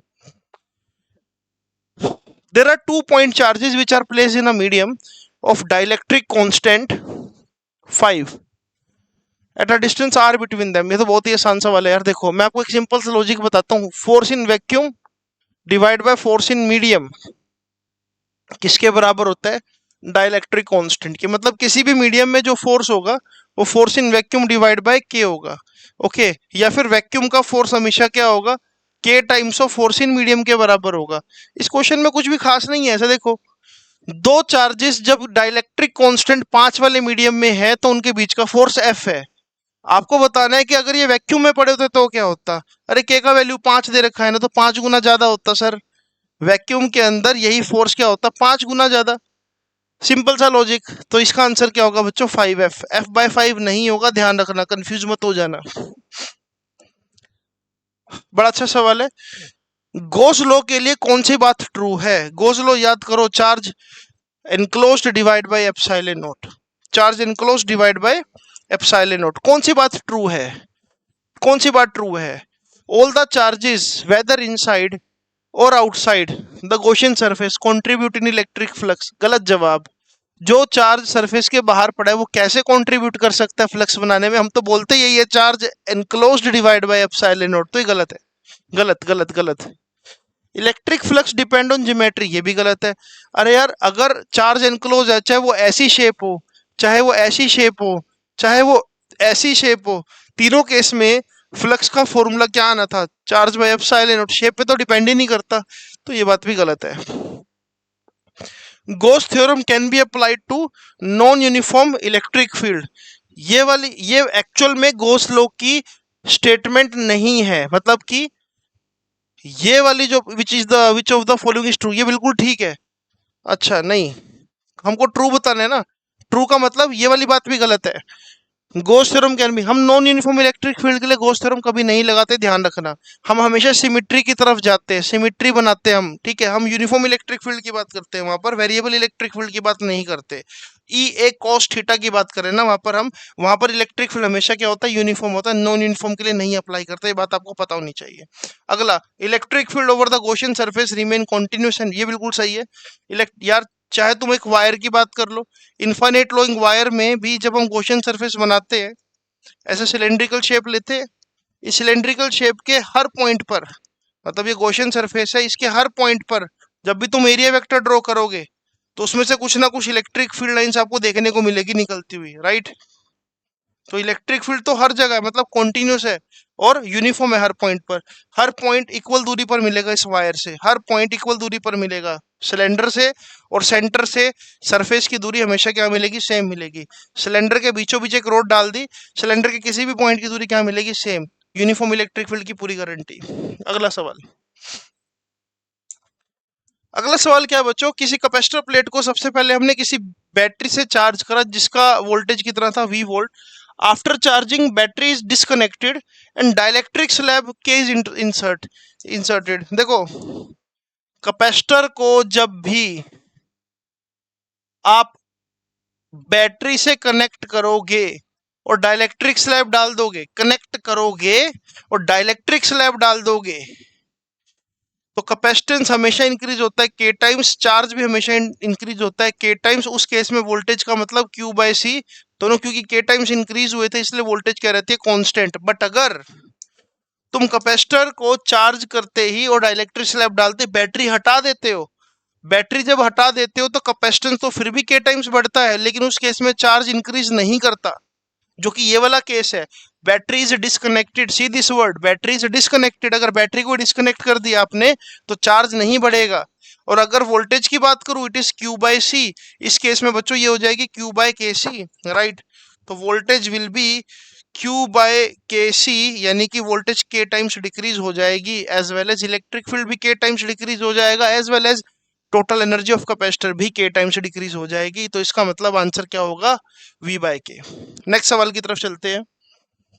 next सवाल हमारा है, electric current is pass through circuit containing two wires of same material connected in parallel if the length and radius, okay बहुत ही आसान। सबसे पहले यार हम ऐसा करते हैं, दो वायर्स बना लेते हैं। ये वायर 1 है हमारे पास बच्चों, और ये वाली वायर है कोई 2 वायर। रजिस्टिविटी देखो, सीधी सी बात है यार, मटेरियल सेम तो रजिस्टिविटी सेम हो गई। मुझे इतना पता है दोस्त कि अगर करंट है तो करंट ऐसे डिवाइड करेगा I1 और I2, करंट डिवाइड करेगा I1 और I2। और करंट का डिवाइड होना डिपेंड करता है रेजिस्टेंस पर, बट इनवर्सली, ज्यादा रेजिस्टेंस कम करंट, कम रेजिस्टेंस ज्यादा करंट। अब इन दो वायर्स के बारे में ये बोला है कि भाई R1 जो है, R1 मैं डायरेक्ट लिखूं तो रो तो सेम है, लेंथ, लेंथ का रेशो क्या दे रखा है, लेंथ का रेशो बच्चों यहाँ दे रखा है 3:2, मतलब इसकी लेंथ अगर 3 मान ले, राइट, और इसके लिए लेंथ कितनी मान ले हम, इसके लिए लेंथ 2 मान ले, तो 3:2 हो गया।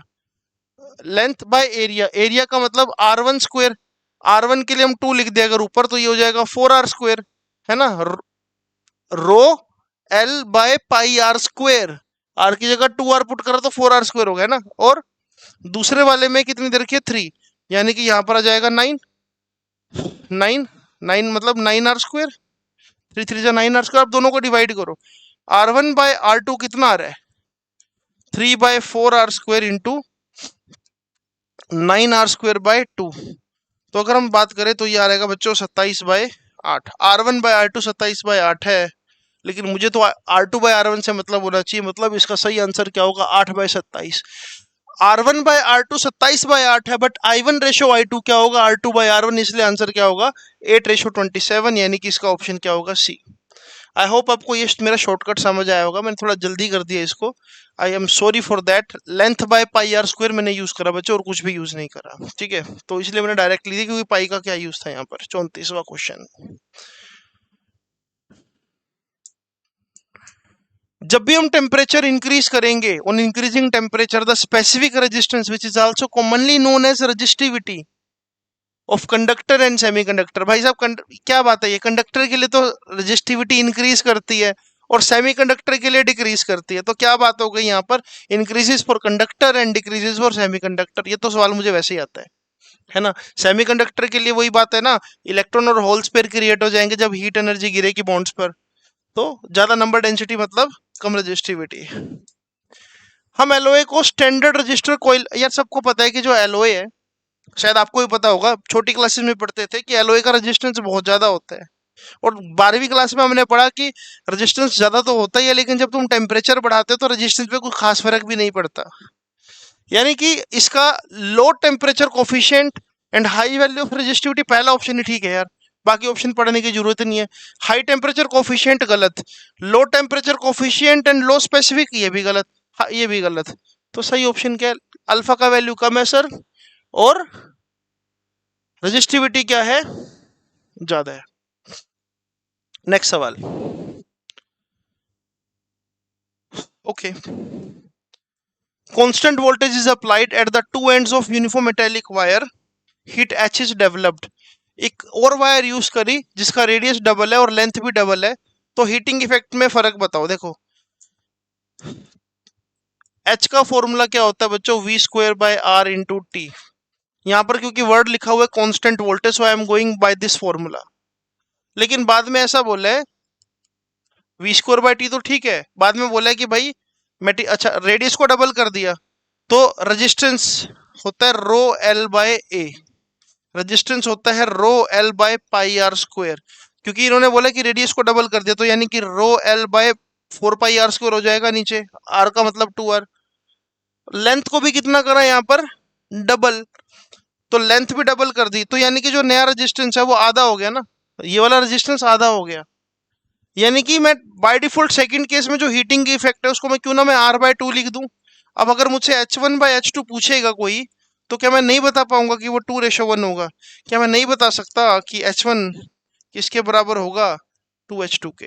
यानी कि सही ऑप्शन क्या होगा? सी होगा। प्लीज क्वेश्चन को रीड करो, सोल्यूशन देखो, आपको शायद समझ आ जाएगा बच्चों। रेजिस्टेंस सेकंड केस में डबल नहीं आधा होगा। क्यों आधा होगा? क्योंकि लेंथ डबल करी तो ऊपर डायरेक्टली प्रोपोर्शनल में आ गया 2, रेडियस भी डबल कर दी तो इनवर्सली प्रोपोर्शनल में आ गया 4। ओवरऑल क्या हो गया? 1/2। रेजिस्टेंस आधा हो गया और रेजिस्टेंस इनवर्स में, तो यानी कि हीटिंग इफेक्ट क्या हो जाएगा बच्चों? डबल हो जाएगा। नेक्स्ट सवाल। नेक्स्ट सवाल क्या है देखो, जब भी हम पोटेंशियल डिफरेंस अप्लाई करेंगे V और उसको बाद में इंक्रीज कर देंगे 2V, टेम्परेचर को रखा कांस्टेंट, टेम्परेचर को रखा कांस्टेंट, तो ड्रिफ्ट स्पीड पर क्या फर्क पड़ेगा? आप सबको पता होगा कि ड्रिफ्ट स्पीड का फॉर्मूला क्या होता है? विनिंग टीम टाउ E/M, और वोल्टेज की टर्म्स में टाउ E/V/L, और यहाँ पर क्या आ गया बच्चों? M। ठीक है, तो अब साफ पता लग रहा है कि VD is directly proportional to V। Temperature constant तो टाउ पे कोई फर्क नहीं पड़ेगा, लिखा हुआ है ना वहां पर टेम्परेचर कांस्टेंट, यानी कि रिलैक्सेशन टाइम पर बच्चा कोई फर्क नहीं पड़ने वाला। तो यानी कि drift speed is going to be directly proportional to V। Voltage double कर दोगे तो ड्रिफ्ट स्पीड भी क्या हो जाएगी? डबल। इसका आंसर क्या होगा? Double the initial value. Next सवाल, what is the equivalent resistance? अब देखो इसको, ये one of my favourite question. देखो ये आपको दे रखा है, आपने सिर्फ यहाँ पर एक लॉजिक लगाना है बच्चों, आपने लॉजिक लगाना है ट्रेसिंग द पोटेंशियल। देखो ट्रेसिंग द पोटेंशियल क्या होगा?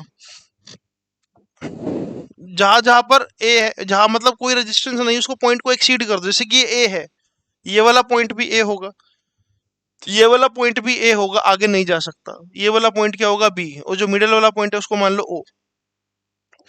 आपके पूरे सर्किट में 3 ही पॉइंट्स है ना बच्चों, तो आप ऐसा करो, ए, ओ और बी, इस तरह से लिख लो। अब देखो कि कौन सा रेजिस्टेंस कहां पर है। 6 ओम कहां पर है? 6 ओम है ए और ओ के बीच में, तो यहां पर बना दो 6 ओम। 8 ओम कहां पर है? 8 ओम है ओ और बी के बीच में, तो यहां पर बना दो 8 ओम। ए और बी के बीच में 30 ओम है, तो ए और बी को किससे कनेक्ट करना है? अपने 30 ओम से कनेक्ट करना है। और एक और 3 ओम ए और ओ के बीच में है, तो यानी कि ये भी क्या हो गया? 3 ओम। यानी कि ये दोनों बच्चों पैरेलल में, 6 और 3 को पैरेलल में सोल्व करो। इसको जब पैरेलल में सोल्व करोगे तो मेरे ख्याल से आएगा 2 ओम। 2 ओम और 8 ओम को फिर सीरीज में सोल्व करना आ जाएगा 10 ओम। फिर 10 और 30 को जब फिर से तुम सोल्व करोगे पैरेलल में, तो देख लेने में से कौन सा ऑप्शन आएगा। ठीक है, सोल्यूशन तुम्हारा यार, तुम इसका आंसर तुम मुझे कमेंट बॉक्स में देना। देखते हैं कितने कितने बच्चों ने आज से साल बाद, 2 साल बाद, 10 साल बाद या कभी भी इस वीडियो को यहाँ तक देखा है। मुझे नहीं पता कि कोई इस वीडियो को यहाँ तक देखेगा या नहीं देखेगा, बट हाँ, अगर आप देखोगे तो आपको मुझे बताना है कि इन चारों में से कौन सा ऑप्शन आ रहा है इस लॉजिक से। चलो, I am very interested to see कि कमेंट तक कौन पहुंचता है यहाँ तक देखने के बाद। The SI unit for magnetic field intensity is this. Okay, सब अच्छा, सब में एक बात कॉमन है बच्चों, यहाँ पर सब में न्यूटन वर्ड लगा हुआ है ना, तो मुझे पता लग गया कि यार मुझे कुछ ऐसा करना चाहिए। फोर्स का फॉर्मूला होता है ILB, मैग्नेटिक फील्ड इंटेंसिटी क्या होती है? B। तो B किसके बराबर होना चाहिए बच्चों? F/IL। F का मतलब क्या है? न्यूटन। I का मतलब क्या है? एम्पियर। और L का मतलब क्या है? मीटर। तो इसका मतलब मैग्नेटिक फील्ड इंटेंसिटी क्या हो सकती है? Newton, ampere inverse, metre inverse. यानी कि कौन सा option? Option number B, newton, ampere inverse, metre inverse. बिल्कुल डायरेक्ट, बहुत आसान फॉर्मूला बेस्ड क्वेश्चन। फिर से नेक्स्ट सवाल। नेक्स्ट सवाल is again a very good question. 2 wires है बच्चों, 2 वायर्स है, लेंथ सेम है। इस लेंथ से एक बार तो हमने सर्कल बना दिया, यानी कि L किसके बराबर हो गया? 2πr के। और एक बार इसी वायर से हमने क्या बना दिया बच्चों? स्क्वायर बना दिया। यानी कि इस बार L किसके बराबर हो गया? 4a के, 4a के। अगर दोनों में करंट सेम फ्लो करा है, इसमें भी करंट I फ्लो करा रहे हैं और इसके अंदर भी बच्चा करंट क्या फ्लो करा रहे हैं? I। तो you have to calculate ratio of magnetic movement. Magnetic movement का फॉर्मूला होता है करंट इंटू एरिया, यानी कि करंट इंटू इसका एरिया क्या होगा, पाई आर स्क्वायर। बट ध्यान रखना यहाँ पर आर का मतलब क्या है बच्चों, एल बाय 2 पाई।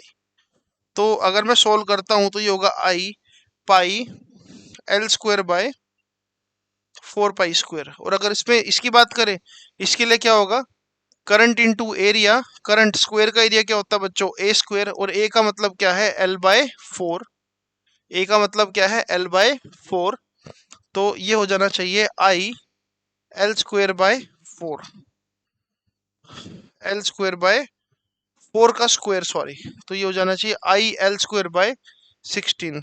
ये है आई पाई एल स्क्वायर बाय 4 पाई, मतलब इसको अगर मैं सोल्व करता हूँ ये बनता है आई एल स्क्वायर बाय 4 पाई, ये बनता है आई एल स्क्वायर बाय 16। ये अगर मैं सोल्व करता हूँ बच्चों तो मुझे ऐसा लगता है इसका आ रहा है यहाँ से तो पाई बचेगा और वहां पर क्या बचेगा, 4 पाई रेशो 4, यानी कि पाई बाय 4। तुम सोल्व कर लेना यार एक बार, तुम प्लीज, मुझे उम्मीद है कि अगर तुम यहाँ तक आए होंगे तो तुमने पेपर पेन तो उठा रखा होगा, सोल्व कर लेना। पाई रेशो 4 आपको आंसर देखने को मिलेगा। नेक्स्ट सवाल,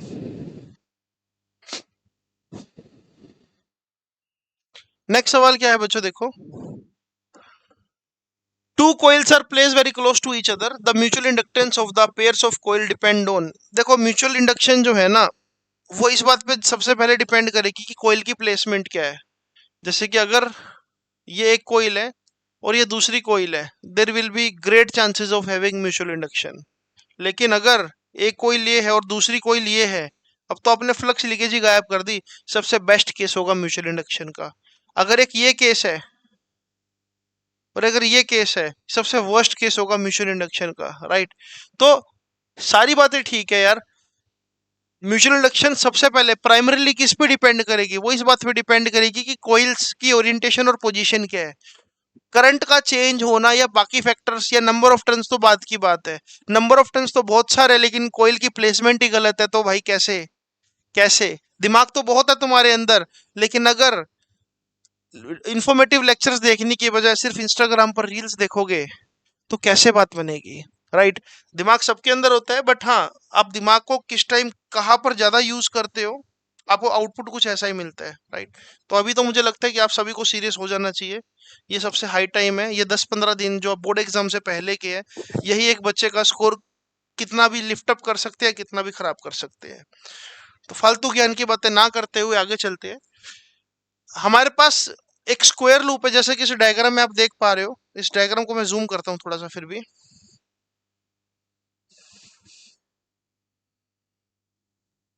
ये ऐसे एक लूप दे रखा है बच्चों, जो कि मैग्नेटिक फील्ड से बाहर की तरफ निकल रहे हैं। जब मैग्नेटिक फील्ड से बच्चों बाहर की तरफ निकलेगा तो इसका मतलब फ्लक्स डिक्रीज हो रहा है। इसका धीरे धीरे करके देखो ना, एरिया मैग्नेटिक फील्ड में कम होना स्टार्ट हो जाएगा, तो फ्लक्स डिक्रीज हो रहा है। जब फ्लक्स डिक्रीज होगा तो इंड्यूस ईएमएफ का फॉर्मूला मैं लिख देता हूँ। लेंजेस भाई साहब ने हमको एक बहुत बढ़िया बात बताई थी, उसने बोला था कि इंड्यूस ईएमएफ क्या होता है, -d∅/dt। फ्लक्स डिक्रीज होगा, तो फ्लक्स डिक्रीज होगा तो ईएमएफ क्या क्या, ईएमएफ जो होगी या करंट की जो डायरेक्शन होगी वो कैसे होगी, करंट की डायरेक्शन सपोर्टिंग नेचर में आ जाएगी। क्योंकि अगर फ्लक्स डिक्रीज होगा तो ईएमएफ या करंट कुछ ऐसे इंड्यूस होगा कि वो इसको सपोर्ट करे। जैसे कि अभी मैग्नेटिक फील्ड देख लो, इनवर्ड है ना, तो मैग्नेटिक फील्ड इनवर्ड ही रखने के लिए, ताकि चेंज ना हो, इनवर्ड ही रखने के लिए करंट कैसे घूमना चाहेगा, करंट घूमना चाहेगा बी से सी की तरफ। क्योंकि आपको पता होगा कि अगर मैं यहाँ पर राइट हैंड पाम रूल लगाता हूं, अगर करंट ऐसे घूमेगा तभी थंब अंदर की तरफ जा रहा है, मतलब मैग्नेटिक फील्ड को सपोर्ट कर सकता है ना। फ्लक्स डिक्रीज होगा, फ्लक्स डिक्रीज होगा तो करंट क्या करेगा, उस डिक्रीजिंग को रोकना चाहेगा। वो रोक कब सकता है, रोकेगा कब, जब वो मैग्नेटिक फील्ड की डायरेक्शन को मेंटेन रखेगा, राइट। तो यानी कि अगर ये डिक्रीज होगा तो करंट जो है वो कैसे फ्लो करना चाहेगा बच्चों, क्लॉकवाइज, मतलब बी से सी, डी से ए। और करंट की जो वैल्यू होती है वो क्या होती है, हमने पता है ना कि, हमको पता है ना कि ईएमएफ क्या होता है, बीएलवी, मोशनल ईएमएफ। तो करंट क्या होगा, करंट होगा बीएलवी डिवाइड बाय आर, मतलब डिवाइड बाय रेजिस्टेंस। और कैसा बताया मैंने, क्लॉकवाइज। तो इसका सही ऑप्शन क्या होना चाहिए बच्चों, ये होना चाहिए। बहुत आसान, बहुत आसान।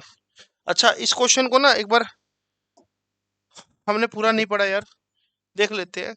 If the magnetic induction is constant with the time and space pointing perpendicular into the plane of the loop exist everywhere।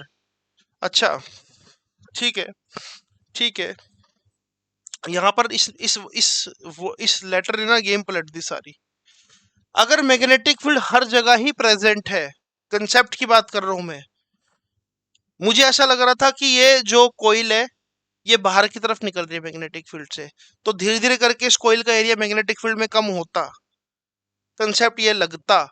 But अभी ये वर्ड जब मैंने पढ़ा तो इसने पूरी गेम पलट दी कि मैग्नेटिक फील्ड तो हर जगह प्रेजेंट है, इसका मतलब लूप कितना भी मूव कर ले इसका इतना ही एरिया इतना ही मैग्नेटिक फील्ड में रहेगा, ना तो एरिया चेंज हो रहा है ना मैग्नेटिक फील्ड चेंज हो रहा है, इसका मतलब तो फ्लक्स भी चेंज नहीं हो रहा है। अगर फ्लक्स चेंज नहीं होगा तो करंट काहे का इंड्यूस होगा, नहीं होगा।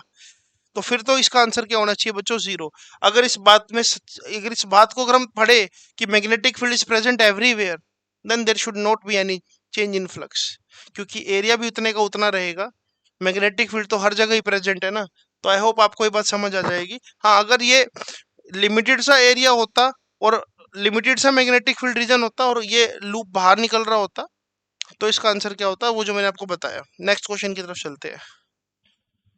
अगला क्वेश्चन बच्चों, अगला क्वेश्चन है कि हमको फ्लक्स की इक्वेशन दे रखी है। फ्लक्स कितना दे रखा है बच्चों, 5t² प्लस 3t प्लस 16, और आपसे पूछे कि इंड्यूस ईएमएफ बताओ। तो मुझे पता है इंड्यूस ईएमएफ तो -d∅/dt होती है, तो डिफरेंशिएट करो। 5t² के लिए क्या आ जाएगा 10t, 3t के लिए क्या आएगा बच्चों 3, 16 के लिए क्या होगा 0, और ये सब कुछ क्या हो गया बाहर माइनस का साइन। और कितने टाइम पर पूछा है, 4 सेकंड पर। तो ईएमएफ का फॉर्मूला क्या होगा बच्चों, -40 प्लस 3, यानी कि माइनस, शायद हमने कुछ कैलकुलेशन एरर करा है, एक बार हम फिर से देखिए इसको। E is equal to -d∅/dt, तो 5t² के लिए 10t, 3t का मतलब +3, और बाहर माइनस का साइन। ओके, कितने टाइम पर पूछा है, 4, तो यहां पर क्या पुट कर देंगे हम, 4 प्लस 3, यानी कि 40 प्लस 3। ओके, 40 प्लस 3 और बाहर माइनस, तो ये होना चाहिए -43 वोल्ट। तो आई थिंक सो यहाँ पर टाइपिंग का थोड़ा सा एरर है, यहाँ पर -43 होना चाहिए था, तब शायद सही होता। इसका आंसर बच्चों यही होगा, और तो कुछ नहीं होगा। कैलकुलेशन बिल्कुल सही है। 5t² के लिए 10t आ गया, ओके, 3t के लिए 3 आ गया, और t को हमने 4 भी पुट करा तो 43 ही आएगा। ओके, सो यहाँ पर ये 43 होना चाहिए था। Next question, which of the following graph represent the variation of frequency in AC current for a pure capacitor. ओ भाई साहब, देखो मैं आपको एक चीज बताता हूँ। करंट का मतलब होता है voltage divide bye capacitive reactance. अब कैपेसिटिव रिएक्टेंस क्या होता है अगर आपको पता हो, 1/c⍵, है ना। तो यानी कि I बाय डिफॉल्ट क्या बन जाएगा, वोल्टेज इंटू c⍵, यानी कि वोल्टेज इंटू में c⍵ को क्या लिख सकता हूँ 2πf, यानी कि current is going to be directly proportional to f। Straight line graph देख लो भाई साहब कहाँ पर, ये रहा। बड़े घुमा के क्वेश्चन पूछा है ना, कि करंट जो है वो एक्सी पर इन्वर्सली है, बट एक्सी इन्वर्सली किस पर है, फ्रीक्वेंसी पर। तो यानी कि करंट और फ्रीक्वेंसी डायरेक्ट में आ गए। फॉर्मूले का खेल है सारा, मैंने लिख दिया यहाँ पर देखो। ओमेगा को हमने क्या लिख दिया बच्चों यहाँ पर 2πf, और current is and F are directly link to each other. तो इसका सही ऑप्शन क्या होगा बच्चों, सी। नेक्स्ट सवाल, नेक्स्ट सवाल,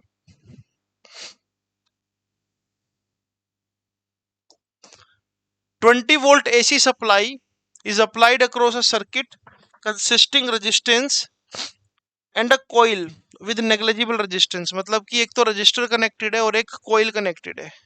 ये बोला है कि इसका रेजिस्टेंस नेग्लिजिबल है। ओके, तो ये आर लिख देता हूँ इसको मैं। और 20 वोल्ट की सप्लाई दी गई है। ओके, तो क्या मान लिया जाए, 20 वोल्ट की सप्लाई दी गई है यहाँ पर। If the voltage across resistance is 12 volt, resistance के लिए वोल्टेज कितनी है, मतलब वी आर कितना दे रखा है बच्चों, 12 दे रखा है। तो वोल्टेज अक्रॉस कोइल क्या होगा, अगर ये 12 है तो वोल्टेज अक्रॉस कोइल क्या होगा। चलो एक काम करते हैं, बेसिक सी बात है यार, net voltage should be equals to voltage across resistor का square plus voltage across inductor का स्क्वायर, क्योंकि सवाल तो यही है। अगर ये एक एल आर सर्किट है तो लगना तो यही चाहिए। तो नेट वोल्टेज कितनी है बच्चों? 20। अंडर रूट रजिस्टर को मिलने वाली वोल्टेज कितनी है? दे रखा है यहाँ पर 12, तो यानी कि 144 प्लस इसको मैं मान लेता हूँ एक्स का स्क्वायर। इसको इधर ही शिफ्ट कर देते तो ये हो जाएगा 400। 400 इक्वल्स टू 144 प्लस एक्स का स्क्वायर। ये सब्ट्रैक्ट कर दो तो 400 में से सब्ट्रैक्ट कर दो 144, क्या बचेगा? एक्स। जब मैं इसको सोल्व करूंगा बच्चों तो ये आएगा 6। 256 equals to X under root. और 256 जो है वो किसका रूट होता है बच्चों? 16 का। तो मेरे ख्याल से एक्स का वैल्यू क्या आना चाहिए? 16। और 16 हमारे ऑप्शन में भी है। 16 हमारे ऑप्शन में भी है, तो सही आंसर क्या होगा बच्चों? 16 होगा। राइट। आज का हमारा सबसे आखिरी सवाल बच्चों। अब आपको ना यहाँ पर एक बड़ी सरप्राइजिंग बात लग रही होगी कि इसमें मॉडर्न फिजिक्स का है, वेव ऑप्टिक्स का है। बच्चों ये जो है ये 2021 का पेपर है और 2021 में सेमेस्टर सिस्टम था, यानी कि ये सेमेस्टर 1 के क्वेश्चंस है जहां पर हमारी फर्स्ट बुक ही इन्वॉल्व थी। राइट। इसकी एक और सीरीज आएगी जिसमें सेकंड बुक भी इन्वॉल्व होगी और वो लेक्चर मैं बड़ी जल्दी शूट करूंगा, शायद हो सकता है कल ही शूट कर दूंगा। राइट। तो इसलिए हैरान होने वाली बात नहीं है, क्योंकि सिलेबस जो है वो हर साल कुछ अलग ही रहा है, इसलिए थोड़े क्वेश्चन जो है आपको ऐसे देखने को मिलेगा कि 2 साल में इतने सारे क्वेश्चन 49 एमसीक्यू कैसे आ सकते हैं, है ना, वो भी सिर्फ एक ऑल इंडिया में। तो पिछले कुछ सालों में आपको पता है कि कोरोना जैसी महामारी भी आई थी, तो पैटर्न काफी बदल दिया था। ठीक है। चलो बच्चों, वोल्टेज है E naught sine omega T और करंट है E naught sine omega T plus pi by 3। भाई साहब करंट जो है वो लीड कर रहा है पाई बाय 3 से। इससे ये पता लगता है कि सर्किट जो है वो क्या है? कैपेसिटिव है। मतलब एक पॉसिबिलिटी क्रिएट होगी कि सर्किट कैपेसिटिव है। क्या ये प्योरली कैपेसिटिव है? नहीं। अगर प्योरली कैपेसिटिव होता तो फिर फेज डिफरेंस क्या होता बच्चों? पाई बाय 2 होता ना। ये कैपेसिटिव सर्किट हो सकता है अगर एक एलसीआर सर्किट में मान लिया जाए, जैसे कि V R, V L, V C. अगर V C greater than V L हो जाए तो इसको हम ऐसे रीड्रॉ कर सकते हैं फेजर को, V C minus V L. और क्या मैं बोल सकता हूँ कि जो नेट वोल्टेज अब आएगी वो लैग कर रही होगी, है ना? या फिर हम बोल दूं कि करंट जो है वो लीड कर रहा होगा पाई बाय 3 से। तो इसकी एक पॉसिबिलिटी तो ये है कि एक एलसीआर सर्किट हो सकता है और हाँ एक आरसी सर्किट भी हो सकता है। आरसी सर्किट में भी तो यही है ना कि एक रजिस्टर लगा हुआ है और एक कैपेसिटर लगा हुआ है। रजिस्टर चाहेगा साथ रहना, कैपेसिटर चाहेगा 90 डिग्री से करंट को बढ़ाना, लेकिन सेटलमेंट के बीच में हो जाएगी। तो आरएल सर्किट नहीं हो सकता। सिर्फ सिर्फ आरसी सर्किट हो ऐसा भी जरूरी नहीं है, सिर्फ एलसीआर हो ऐसा भी जरूरी नहीं है। ये एलसीआर भी हो सकता है, एलसीआर में भी पॉसिबिलिटी है और आरसी में भी पॉसिबिलिटी है। ओके। सो ये थे बच्चे हमारे आज के सवाल, बहुत सारे जो हमने सॉल्व करे। Right. So these are basically questions. इनका मैं पीडीएफ कोशिश करूंगा कि किसी तरह से आपको डाल दूं मैं, और बड़ी जल्दी अगर हमारा चैनल ग्रो हुआ तो हम एक टेलीग्राम चैनल भी बनाएंगे और फिर वहां पर हम बात करेंगे और कुछ लाइव सेशंस में लूंगा फिर। तो इसी के साथ इस वीडियो को बच्चों एंड करते हैं। आज थोड़ी सी लंबी वीडियो हो गई, बट आई होप आप इसको एंड तक आपने देखा होगा। तो कमेंट में मुझे जरूर बताना बच्चों कि आपको वीडियो कैसी लगी और आपको और क्या चाहिए, what you want from this channel. Right. तो अपने दोस्तों से इसको शेयर करो और उन तक पहुंचाओ, बहुत हाई टाइम है तो शायद उनकी भी हेल्प हो जाए। अगर आप जेलस नहीं करते तो आप जरूर उन तक पहुंचाओगे, उनकी अपनी हेल्प करोगे। राइट। तो मिलते हैं आपसे बड़ी जल्दी अगली वीडियो में बच्चों। जय हिंद। सी यू सून।